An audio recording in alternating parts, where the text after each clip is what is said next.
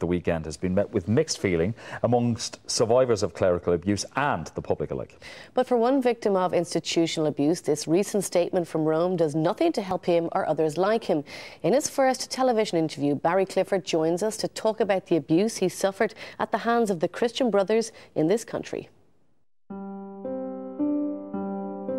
St. Joseph's at the very beginning wasn't too bad because I was about 8 years old, but suddenly when I was about 9 and a half, that's when the nightmare really started, because I was actually introduced to this new teacher, and he was the only way I can describe this guy. He was a depraved madman, a sadist, if you like. I would say that for me, cruelty was just normal. It was just, or as I said before, it's just ordinary cruelty. There was no, I couldn't tell the difference anymore. This guy asked me a question, and I couldn't answer it quick enough for him. So he just jumped on me, and he kept beating me and beating me, bit me completely unconscious. I managed to grab me up, half sitting, half standing, to keep asking me the question, but I couldn't, what was the answer, but I couldn't actually remember the question at that point. So he just pushed me back down again, but this particular guy had knocked me out several times. He would go on to knock me out several times after that.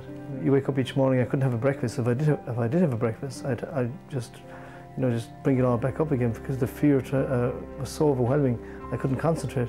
And so eventually I just gave up having breakfast for several years. I was sexually abused, but not to the next level, if you like. If one could actually distinguish between the two, like, I think sodomy is the worst kind of abuse you could actually ever have to endure.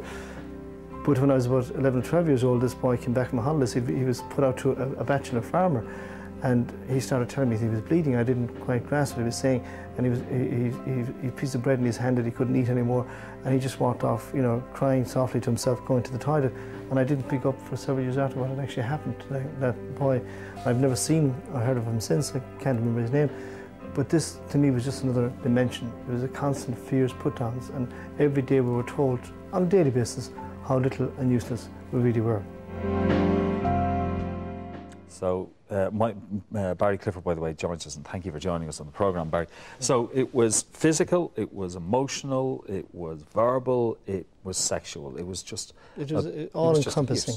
It was, again, you talk about sexual abuse, it's a trinity of abuse. If you, just trying to separate sexual abuse, it's an old chestnut that people has to see clear beyond that, because that's only one aspect of it. That awful attack that occurred, that happened during a maths lesson, when this man just launched on you because you didn't know the answer to a question, beat you until you were unconscious. How old were you when that happened? About 9 and a half years old. But that was just one aspect of our daily existence. I mean, I could just cherry pick other instances, and the worst one I can remember is the one where this guy, he's long since dead now, but he just lined us all up one day, 200 children, and gave us 2 or 3 slaps of a serious, heavy piece of leather on each hand. But only when he thought he'd done all of us, one itinerant child happened to escape the beating. And this particular child was an itinerant kid, and he had a club foot. And this madman picked him up like he was a rag doll, because he was a very slight build, and kept ranting at us, dislodging his false teeth and spitting and all sorts of filth out of his mouth. But he actually forgot about the child in his hand, and the gravity of his body pulled his ear away from his head. He was holding by the ear. Holding by the ear, and the blood just spurted out. But the ear split from the child's head? The ear split from his head, yeah, because he was held so long like that, in that position. And he suddenly kind of realised there was a child actually hanging off his hand, and then he just looked at him like as if he was looking at a sack of potatoes, picked him up and threw him against a concrete wall, knocking him clean out. And all I could see from where I was standing was just his club foot twitching. He was just completely unconscious. And I've written this memoir called 21 Years about my time in that place. Should I say the journey between a child to getting 21 years. And it brings all those stories in.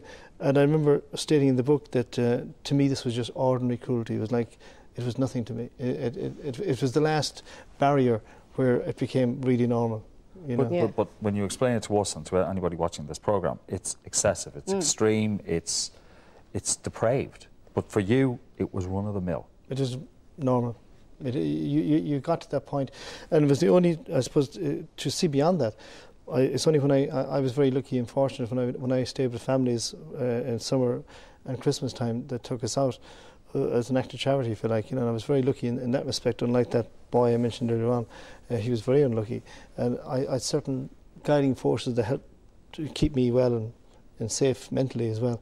And they actually saw me this other side of life. They were there to make me come beyond it, you know. And the fact that I was force-fed movies as a child, and by understanding movies and seeing my heroes in them, I was able to step out of that, because I realised that I was actually on, going back to Charlton Heston's movie called Planet of the Apes, I realised I was literally on the Planet of the Apes, because my world had completely turned upside down. So I took my heroes from movies to be able to get to the next level, and books that I read, you know. So, Barry, can I ask you how you came to end up being at St. Joseph's in the first place?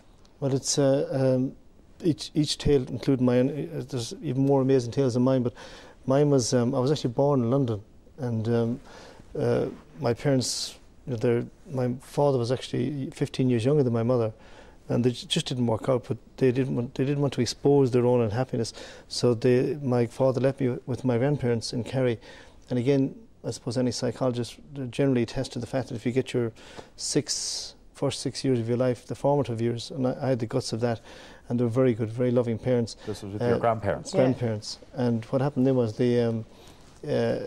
my parents came back again, telling them this, suppose, lifetime lie for our existence, that they were now bringing us back to England and we were going to live with them, and we're all going to be happy campers, and they were going to open up a guest house. So that was the last image and idea that was in my grandparents' head, and we never saw them again.